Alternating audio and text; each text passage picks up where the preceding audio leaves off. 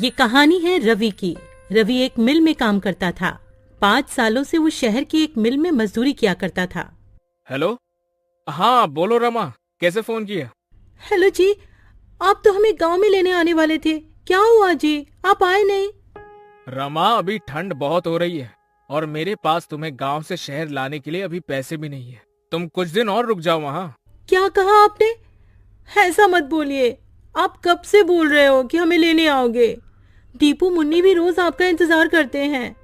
सुनिए जी, अगर आप कहें तो मैं खुद ही आ जाऊं क्या आपके पास बच्चों को लेकर?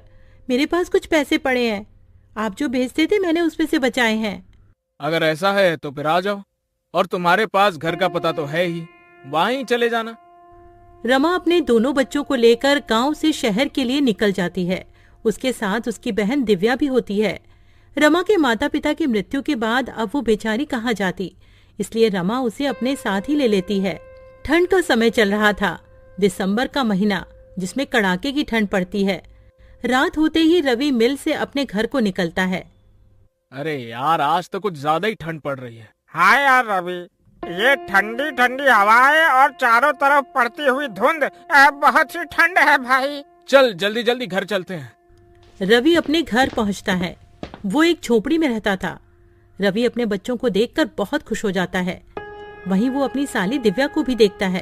अरे दिव्या, तुम यहाँ? ओह अच्छा, याद आया। कोई बात नहीं, अब तुम हमेशा ही हमारे साथ रहना। पापा, मुझे आपकी बहुत याद आ रही थी। हाँ पापा, आप हमें लेने क्यों नहीं आए? बच्चों, मुझे थोड़ा सा काम था। तुम दोनों ने कुछ खाया? हाँ जी, मैंने दाल चावल बनाए थे। आप भी हाथ मुंह धो लो, मैं आपके लिए भी खाना लगा देती हूँ। खाना पीना खाने के बाद सभी लोग फर्श पर सो जाते हैं। यहाँ रवि के पास बस एक ही कंबल होता है। अब पांचों लोग नींद में उस कंबल को अपनी अपनी तरफ खींचते हैं। एक तरफ रमा और रवि लेटे हुए थे, दूसरी तरफ दोनों बच्ची और दिव्या लेटी हुई थी। रमा को ठंड लग रही होती है तो वो सारा कंबल अपनी ओर खींच लेती है। ठंड तो उस समय सबको लग रही होती है, ठंड जो इतनी कड़ाके की पड़ रही होती है। तभी रवि उठकर देखता है कि उसके बच्चे और उसकी साली दिव्या ठंड से कांप रहे होते हैं और सारा कंबल रमा ने ओढ़ा हुआ होता है। रमा, उठो उठो जल्दी। क्या हुआ जी, आप जाग क्यों रहे हो? वहाँ देखो। रमा अपने बच्चों और बहन की तरफ देखती है और वो घबरा जाती है। उसके बच्चे और बहन ठंड से कांप रहे होते हैं। हाँ जी, आप देख क्या रहे हो? जल्दी से कंबल बच्चों पर डाल दो ना, ठंड बहुत है। रवि सारा कंबल बच्चों और दिव्या पर डाल देता है और रवि और रमा दोनों ही बिना कंबल के ठंड से ठिठुर के सो जाते हैं। सुबह रवि और रमा दोनों ही जल्दी उठ जाते हैं। रमा, तुम ठीक तो हो ना? तुम्हें सर्दी तो नहीं हो गई? रात को बहुत ज्यादा ठंड थी, मैं इसीलिए तुम सबको यहाँ नहीं बुलाना चाहता था। मेरे पास तुम्हें ठंड से बचाने के लिए कपड़े भी नहीं है, मुझे माफ कर दो। हाँ जी, आप क्यों माफी मांग रहे हो? आप चिंता मत करो, मैं बिल्कुल ठीक हूँ। आप तैयार हो जाइए, आपको मिल भी तो जाना है। मिल जाते हुए रवि परेशान सा लग रहा होता है। वो सोच रहा था कि मालिक से एडवांस पैसे ले लेगा, जिससे वो एक और कंबल खरीद कर ले आएगा। लेकिन जब वो मिल जाकर देखता है तो मिल में जोरों की आग लगी हुई होती है। वो अपने दोस्त प्रीतम से पूछता है, प्रीतम, ये मिल में आग कैसे लग गई है? ये कैसे हुआ? अरे क्या बताऊं यार, शॉर्ट सर्किट हो गया और मिल में आग लग गई। अभी मालिक आए थे, उन्होंने कहा कहीं और काम ढूंढ लो। मेरे पास इतना पैसा नहीं है कि मैं दोबारा काम शुरू कर पाऊं। रवि प्रीतम से ऐसा सुनकर और निराश हो जाता है और सोच में पड़ जाता है कि अब तो वो इतनी जल्दी कंबल कहाँ से लाएगा। ना काम है और ना ही पैसे। प्रीतम, अब हम क्या करेंगे, क्या काम करेंगे? देख भाई, मेरे पास कुछ पैसे हैं जिनसे मैं एक छोटी सी चाय की दुकान खोलूंगा। मेरे पास थोड़ी सी सेविंग्स है। तू बता, तू क्या करेगा? पता नहीं यार, मेरे पास तो पैसे भी नहीं है। जितने पैसे यहाँ से मिलते थे वो पैसे तो मैं अपने गांव भेज देता था। अब तो मेरे पास एक फूटी कौड़ी तक नहीं है। चल, मैं घर चलता हूँ, फिर मिलेंगे यहाँ। रवि घर आ जाता है। उसे देखकर रमा समझ जाती है कि कुछ तो बात हुई है। रमा अभी तो कुछ नहीं कहती है। जब बच्ची और बहन खाना खा के सो जाते हैं तब रमा कहती है, क्या हुआ जी, जब से आए हो आप परेशान लग रहे हो, क्या बात है, बताओ ना मुझे। रवि रमा को सारी बात बता देता है। रमा भी रवि को ऐसे उदास देखकर खुद भी उदास हो जाती है और कहती है, हाजी आप इतना परेशान क्यों हो रहे हो, सब ठीक हो जाएगा, भगवान पर भरोसा रखो। मेरे पास कुछ पैसे बचे हैं, उनसे आप थोड़ी सी रुई और कपड़ा ला देना। मैं उससे एक रजाई बना लूंगी, उसके बाद आप काम ढूंढने चले जाना। सुबह होते ही रवि रमा को रुई और कपड़ा देकर वहां से चला जाता है और रमा रुई को कपड़े में भरकर रजाई की तरह सिल रही होती है। तभी, दीदी क्या हुआ, सब ठीक तो है ना? जब से हम यहाँ आए हैं जीजा जी कुछ दुखी से रहते हैं, क्या उसकी वजह मैं हूँ? अरे दिव्या, तू पागल है क्या? ऐसा कुछ भी नहीं है। तू तो जानती है ना, तेरे जीजा जी तो ऐसे नहीं है जैसा तू सोच रही है। वो तो उनकी मिल में आग लग गई है, वो इसीलिए परेशान है। तू ज्यादा अपना दिमाग मत चला। हाँ, जाकर अब अपना काम कर।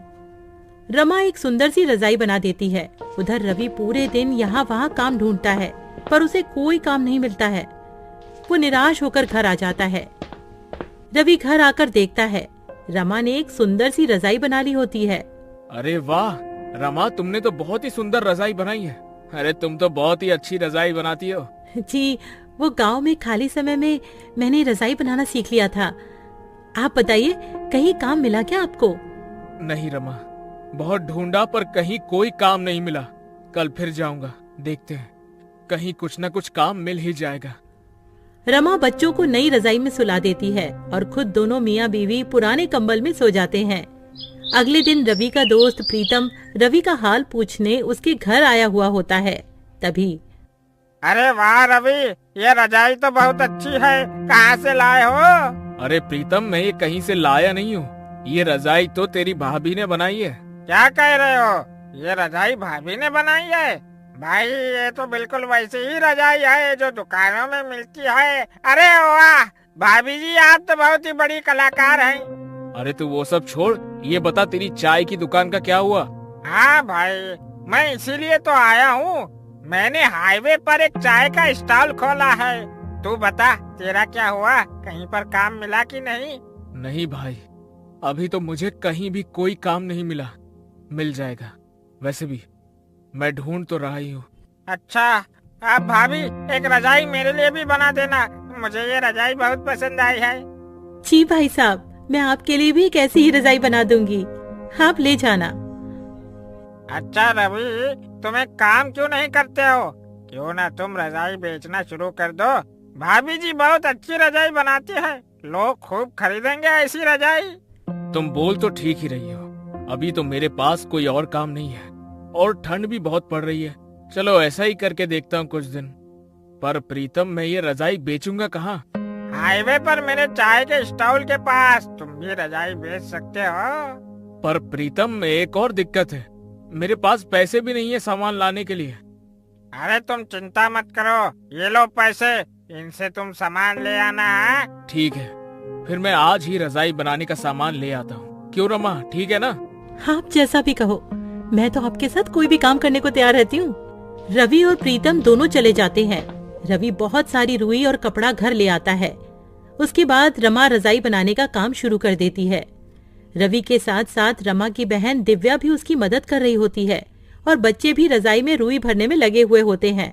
2 से 3 दिन में सबने मिलकर 10 रजाइयां बना ली होती हैं और रवि सारी रजाइयां लेकर हाईवे पर प्रीतम के बगल में ही बेचने लगता है और देखते ही देखते उसकी रजाइयां बिकने लगती हैं। वो रजाइयां बहुत सुंदर लग रही होती हैं, जिसकी वजह से लोग खरीदने आ रहे होते हैं।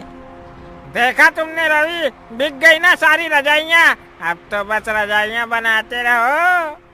रवि घर जाकर रमा को सारी बात बता देता है। रमा बहुत खुश हो जाती है और रवि और रजाइयाँ बनाने की तैयारियां करने लगता है और रवि का रजाइयों का कारोबार खूब अच्छा चलने लगता है। इस तरह रवि अपना खुद का काम करने लगता है और अपने परिवार की सारी जरूरतों को पूरा करता है। गरीब पर ठंड का कहर। रामू एक बहुत गरीब मजदूर था, जिसके घर में उसकी पत्नी मधु और बेटी रानी रहा करती थी। पर अब गर्मियों का मौसम जाने को था और सर्दियों का मौसम आने को था, लेकिन रामू टूटी फूटी झोपड़ी में रहता था, जिसकी खिड़की से हवा आती थी और छत से भी। एक दिन रामू की पत्नी मधु रामू से कहती है कि सुनिए जी, ठंड आने वाली है और ठंड में घर के अंदर बहुत हवा आती है, तो आपको घर की मरम्मत करवानी चाहिए। और रामू उसे कहता है कि मैं कल जाकर अपने मालिक से कुछ पैसे उधार ले आऊंगा ताकि हम अपने घर की मरम्मत करवा सके।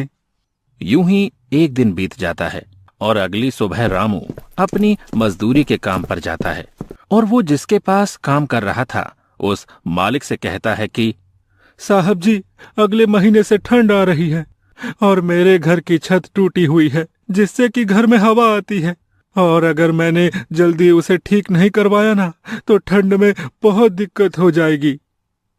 रामू की बात सुन मालिक कहता है, अरे तो उसमें मैं क्या करूं? रामू कहता है, मालिक आप थोड़े पैसे उधार दे देते तो मैं अपने घर की मरम्मत करवा लेता। मालिक कहता है कि अरे अभी तो तूने उतना काम भी नहीं किया है जो मैं तुझे उधार दे सकूं, अभी मेरे पास पैसे नहीं है। रामू कहता है, मालिक ऐसा मत करो, आप मुझे कुछ पैसे उधार दे दो, मेरी एक छोटी बच्ची है, मैं और मेरी पत्नी तो ठंड सह लेंगे पर मेरी बेटी नहीं सह पाएगी। रामू की लाख मिन्नतें करने पर भी उसे पैसे नहीं देता है और बेचारा रामू उदास शाम को घर लौट आता है। रामू के घर आते ही उसकी पत्नी मधु उससे पूछती है कि क्या आप मालिक से पैसे लाए? तो रामू उसे बताता है कि मालिक ने पैसे देने से मना कर दिया है। जिसके बाद मधु भी अब परेशान हो जाती है। दोनों ही इस बात को लेकर काफी परेशान हो गए थे कि अब सर्दियों में उनका गुजारा कैसे होगा। अब रामू मधु से कहता है कि अभी ठंड आने में पूरा 1 महीना बाकी है, तो मैं अगले महीने की 1 तारीख को अपने मालिक से पैसे के लिए बोलूंगा और तब शायद मालिक मना न करे। और ये सुन मधु कहती है कि हाँ, ये सही रहेगा।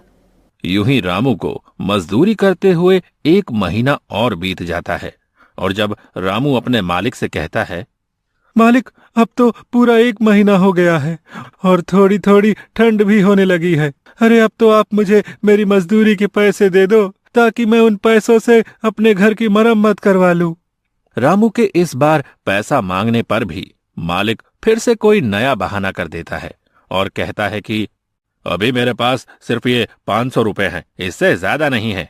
500 रुपए देखकर रामू कहता है कि मालिक मैंने तो इस महीने एक भी छुट्टी नहीं की, उस हिसाब से तो मेरे ज्यादा पैसे बनते हैं। लेकिन मालिक उसे अपनी बातों में फंसा देता है और रामू के ज्यादा बहस करने पर उसे काम से धक्के मारकर निकाल देता है। रामू कम पैसे मिलने और काम से निकाले जाने के बाद बहुत परेशान हो जाता है। उसे समझ नहीं आता कि आगे वो क्या करे। यूं ही सोचते सोचते वो अपने घर पहुंच जाता है, जिसे यूं निराश देख मधु कहती है, क्या हुआ, आप पैसे नहीं लाए क्या? रामू मधु को बताता है कि अरे इस बार भी मालिक ने पूरे पैसे नहीं दिए और तो और मुझे काम से भी निकाल दिया है। ये बात सुनकर मधु चिंता में पड़ जाती है और कहती है कि अब घर कैसे चलेगा और ठंड में हमारा क्या होगा? रामू कहता है, तुम चिंता मत करो, मैं कहीं काम ढूंढता हूँ। इतना कहकर वो उन पैसों से घर में राशन भरवाता है और अब उसके पास पैसे खत्म हो गए थे। कुछ दिनों तक रामू यहाँ वहाँ काम की तलाश में भटकता है पर उसे कहीं काम नहीं मिलता। वहीं दूसरी ओर अब ठंड भी धीरे धीरे बढ़ने लगी थी और रात के समय रामू के घर में ठंडी हवा खिड़की और छत से आनी शुरू हो गई थी। ठंडी हवा की वजह से अब रामू, उसकी पत्नी और उसकी बेटी पूरी रात ठंड में कांपते रहे। उनके पास एक ही कंबल था, अब उसमें भी ठंड नहीं रुकती थी। एक रात बहुत ठंड पड़ रही थी और तेज ठंडी हवाएं चल रही थी, जिसकी वजह से रामू की बेटी रानी को तेज बुखार हो जाता है और मधु रामू से कहती है, देखिए जी, रानी को बहुत तेज बुखार हो रहा है, वो पूरी तरह तप रही है। रामू कहता है कि अरे मेरे पास तो 1 पैसा तक नहीं है, हम रानी को डॉक्टर के पास कैसे लेकर जाएंगे? मधु कहती है, कुछ तो करना होगा वरना रानी की तबीयत रात में और बिगड़ जाएगी। देखिए ना, कुछ तो कीजिए। वो रोने लगती है। दूसरी ओर रानी ठंड से कांप रही थी। रामू को कुछ समझ नहीं आ रहा था कि अब वो क्या करे। अब रामू रानी को अपनी गोद में उठाता है और हॉस्पिटल की ओर निकल जाता है। मधु भी उसके पीछे पीछे चल पड़ती है। बहुत दूर तक पैदल चलते चलते दोनों थक जाते हैं और रामू रानी को लेकर एक पेड़ के पास बैठ जाता है और रोने लगता है।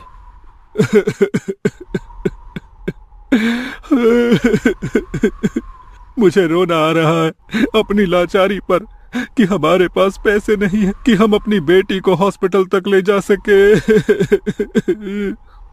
रानी के दिल की धड़कनें अब तेज हो रही थी और फिर से रामू उठता है और अपनी बेटी को लेकर हॉस्पिटल की ओर चल देता है।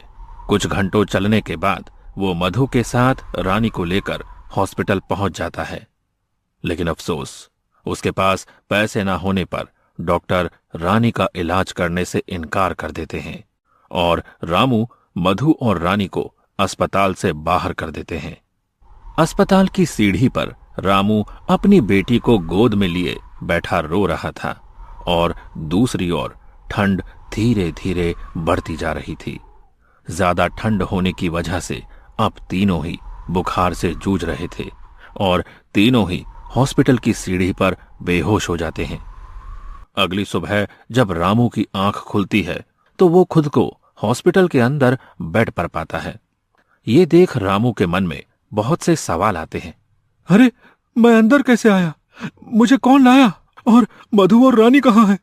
इतने में उसके सामने वो डॉक्टर आता है जिसने उसकी बेटी को पैसा ना होने की वजह से एडमिट नहीं किया था और रामू उससे सवाल करता है कि मुझे अंदर कौन लाया?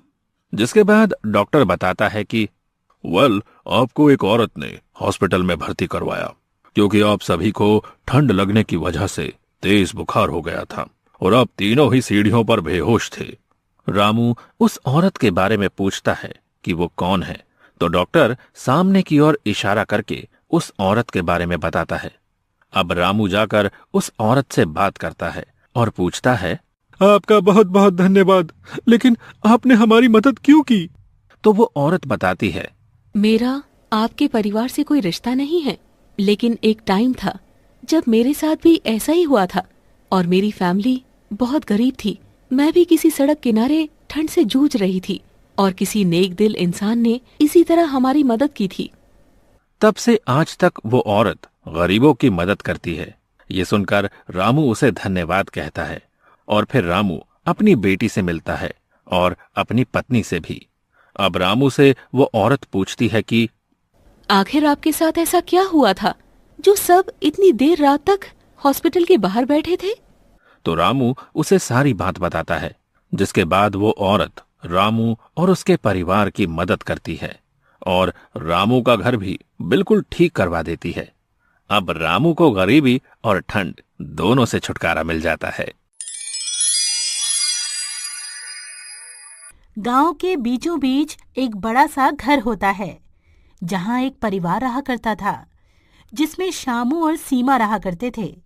श्यामू के घर में उसके माता पिता और उसका बड़ा भाई भी अपनी पत्नी के साथ रहा करते थे। श्यामू का बड़ा भाई राजीव शहर की एक बड़ी कंपनी में काम किया करता था, इसलिए उसका रहन सहन भी वैसा ही होता है। वहीं दूसरी तरफ श्यामू बिल्कुल सिंपल स्वभाव का होता है जो गरीबी में ही अपना गुजर बसर किया करता था। श्यामू की पत्नी सीमा श्यामू का हर कदम पर साथ दिया करती थी। उन दोनों की जिंदगी गरीबी में भी खुशी से बीत रही होती है। श्यामू के माता पिता को गरीबी से चिढ़ होती है। उन्हें तो अमीरों वाली जिंदगी ही अच्छी लगती है और वो अमीरों की तरह ही अपना जीवन जीते हैं। एक दिन उनका बड़ा बेटा अपने माता पिता और सबके लिए बहुत सारे गिफ्ट लेकर आता है। माँ, बाबूजी, देखिए मैं आप दोनों के लिए अच्छे कपड़े लेकर आया हूँ। अरे वाह बेटा, इस घर में सिर्फ तू ही है जो हमारा इतना ध्यान रखता है। श्यामू को तो हमारी कोई चिंता ही नहीं है। ना तो उसने कोई पढ़ाई की और ना कोई अच्छी नौकरी करता है। ये तो बस मजदूर बनकर ही रह गया है। श्यामू अपने पिता के ताने चुपचाप सिर झुकाकर सुनता रहता है और करता भी क्या बेचारा। पर उसकी पत्नी सीमा से नहीं सुना गया। वो बोलती है, बाबूजी ये पूरे दिन तो खेत में मेहनत करते ही हैं।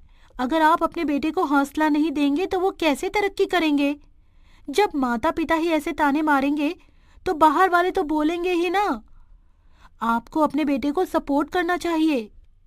अब तो सिखाएगी माँ बाबूजी को क्या करना चाहिए और क्या नहीं। वो हमसे बड़े हैं, उन्हें सब पता है, समझी? सीमा कुछ बोल पाती इससे पहले ही श्यामू ने इशारे से उसे मना कर दिया। हाँ, सीमा भाभी सही कह रही हैं। माता पिता तो हमेशा अपने बच्चों की भले की ही बात करते हैं। अरे बाबूजी, आप इन दोनों को छोड़ो। आप ये नए कपड़े तो पहनकर देखो, आप पर कैसे लगते हैं। इसी तरह दिन बीतते रहते हैं। श्यामू पूरे दिन मेहनत करता है, पर ना तो उसके माता पिता कुछ उसकी मदद करते हैं और ना ही उसका बड़ा भाई, बल्कि उसे हर बात पे कुछ न कुछ सुनाया करते हैं। राजीव शहर से पैसे कमा के लाता था, इसीलिए उसकी बहुत तारीफ हुआ करती थी। एक दिन की बात है। श्यामू, ये मैं क्या सुन रहा हूं? तुमने चोरी की है। देख तेरा बड़ा भाई कितने गुस्से में है। चोरी? कैसी चोरी? मैंने कोई चोरी नहीं की। देख श्याम, तू झूठ मत बोल। पहले ही लोग तुझे नकारा बोलकर बाबूजी को ताने मारते हैं, और अब तू चोरी भी करने लगा। तूने मेरे पर्स में से पैसे क्यों निकाले? बहुत हो गया श्याम, अब तू चोरी भी करने लगा। मुझे तुझसे ऐसी उम्मीद नहीं थी। अब बस बहुत हुआ। अब तू उस घर से चला जा और बाहर रहकर अपना जीवन बिता। इस घर में तेरे लिए कोई जगह नहीं है। क्या है यहां से? सही कहा आपने श्यामू बेटा, तूने हमारा बहुत नाम खराब किया है। वो तो तेरे बड़े भाई राजीव ने हमारी इज्जत बचा रखी है। उसने घर का बड़ा लड़का होने का फर्ज निभाया है, पर तूने तो आज तक हमारा सर झुकाया ही है। बस अब तुम अपना रास्ता अलग बना लो। यहाँ तुम दोनों की अब कोई जरूरत नहीं है। अपने माता पिता से ऐसी बातें सुनकर श्यामू और सीमा का दिल टूट जाता है। वो जानते थे कि उनके पास और कहीं कोई ठिकाना नहीं है, लेकिन फिर भी वो अपने माता पिता की बात मानकर घर छोड़ने का फैसला कर लेते हैं। माँ, बाबूजी, आप लोग मेरे भले के लिए ही ये सब कर रहे होंगे। अपने माता पिता की आज्ञा मानना मेरा फर्ज है। चलो सीमा, चलते हैं। दोनों घर से निकल जाते हैं।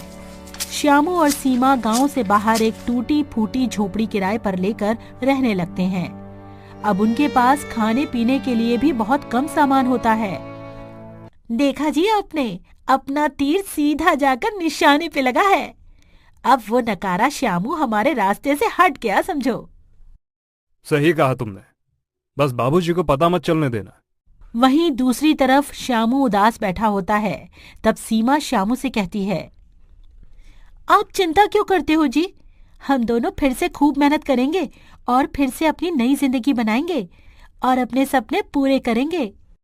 तुम ठीक कहती हो सीमा। मेहनत और ईमानदारी से एक दिन हमें जरूर कामयाबी मिलेगी। फिर क्या था, रामू दिन रात मेहनत करने लगता है। कभी खेतों में मजदूरी करता तो कभी लकड़ियां काटा करता है। सीमा भी पास की एक महिला के साथ सिलाई का काम सीखने लगती है। दोनों की जिंदगी मुश्किलों से भरी पड़ी होती है, पर वो हार नहीं मानते हैं। भाभी, मेरे पति बाहर मेहनत करते हैं। मेरा भी तो फर्ज बनता है ना कि मैं भी उनकी मदद करूं। क्या आप मुझे भी सिलाई कढ़ाई का काम सिखा सकती हो? अरे क्यों नहीं सीमा, आजकल की लड़कियां तो अपने गरीब पति को छोड़कर ही भाग जाती हैं। वहीं तू है कि अपने पति का साथ देना चाहती है। तू चिंता मत कर, मैं तुझे सब कुछ सिखा दूंगी। कुछ ही दिनों में सुमन सिलाई कढ़ाई का सारा काम सीख जाती है और अब उसके पास सिलाई के बहुत सारे काम भी आने लगते हैं। अगर आप सही समझो तो कुछ पैसे मैं इकट्ठा करती हूँ, कुछ आप इकट्ठा करो और हम इस झोपड़ी के बाहर एक छोटी सी दुकान खोल लेते हैं। आप बाहर दुकान संभालना और मैं अंदर सिलाई का काम संभाल लूंगी। अरे वाह सीमा, ये तो बहुत ही अच्छा सुझाव है। मैं दिन रात मेहनत करके तुम्हारे लिए भी एक दुकान खोलूंगा। इस तरह सीमा और श्यामू ने अपनी मेहनत से एक दुकान खोल ली होती है। वहां वो कुछ पैसे कमाने लगते हैं और उनके जीवन में खुशियां आने लगती हैं। एक दिन सीमा श्यामू से कहती है, जी देखा आपने, अब हमारी हालत पहले से काफी ठीक हो गई है। मुझे तो यकीन है कि हम एक दिन अपने सारे सपने जरूर पूरे कर लेंगे। सीमा, तुम्हारी मेहनत ने ही मुझे ताकत दी है। हमारे पास कुछ नहीं था, तुम्हारी मेहनत और भरोसे ने ही हमें यहाँ तक पहुँचाया है। इस तरह दोनों की मेहनत रंग लाती है और समय के साथ उन दोनों की दुकान धीरे धीरे बड़ी हो जाती है। उनकी दुकान की चर्चा गांव भर में होने लगती है। गांव में वो दोनों अपनी एक छोटी सी कुटिया बनाकर अपने नए घर में खुशी खुशी रहने लगते हैं। एक दिन दो महिलाएं सीमा से मिलने आती हैं और कहती हैं, अरे सीमा, तुम तो बहुत अच्छे कपड़े सिलती हो, लोग हमारे कपड़ों की बहुत तारीफ करते हैं। थैंक यू दीदी, आप हमारे कस्टमर हो, आप खुश रहो, हमें और क्या चाहिए। हमें तो तुम दोनों की जोड़ी बहुत अच्छी लगती है। तुम्हारा पति तो दुकान में दिन रात मेहनत करता ही है, तुम भी अपने पति के साथ कंधे से कंधा मिलाकर उसका साथ देती हो। ऐसी लड़की आजकल कहाँ मिलती है। बड़ा खुश नसीब है श्यामू कि उसे तुम्हारे जैसी पत्नी मिली। वहीं गांव में कुछ महीनों के बाद गांव में भाई का कारोबार धीरे धीरे डाउन होने लगता है। एक दिन राजीव की पत्नी उससे कहती है, अजी, इस परिवार की सारी जिम्मेदारी हमारे कंधों पर ही आ गई है। आपका कारोबार भी ठप हो गया है। अब आप अपने माता पिता से कह दो कि हम उनका बोझ अब और नहीं उठा सकते हैं। वो दोनों तो बस हमारे पैसों पर ऐश करते रहते हैं, आखिर उन्हें भी तो कुछ सोचना चाहिए। देखो सुलेखा, तुम बात तो बिल्कुल सही कह रही हो, लेकिन मैं अपने माँ बाप के साथ ये सब नहीं कर सकता हूँ।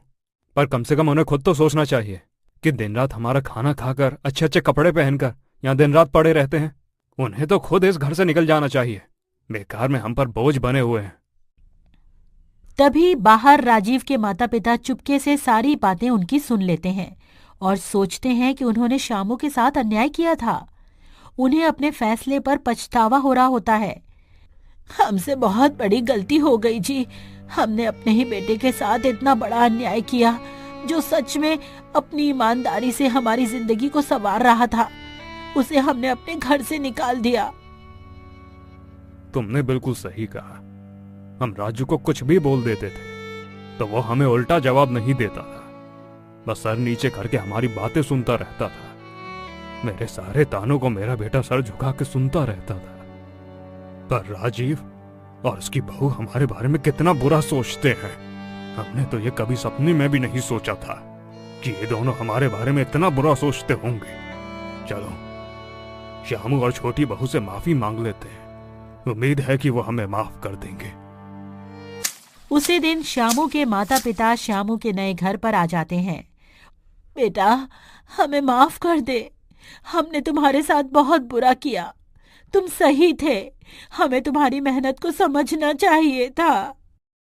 माँ, बाबूजी, जिंदगी में हर किसी से कोई ना कोई गलती तो होती ही है, और आप हमारे माता पिता हैं और हमारे दिल में हमेशा आपके लिए इज्जत रहेगी। हम एक नई शुरुआत करेंगे जिसमें हम सब एक साथ रहेंगे। और वैसे भी अगर आप मुझे घर से बाहर नहीं निकालते तो हम इतने कामयाब नहीं हो पाते। हाँ बाबूजी, अब हम सब साथ में रहेंगे और मिलकर खुशियां बांटेंगे।